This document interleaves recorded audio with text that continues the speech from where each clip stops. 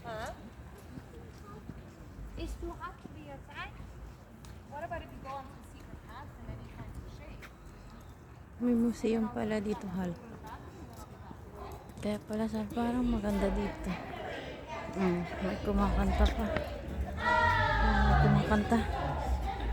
Ganda dito. Punta tayo dito. Love Art House. Mga museum.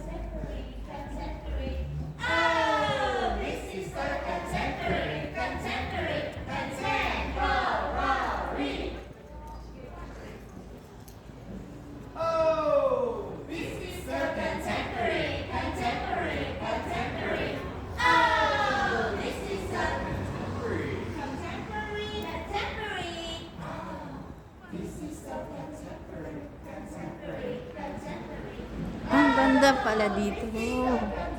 Contemporary. Wow! Maraming bulaklak, guys. Ang gaganda ng mga park dito, guys.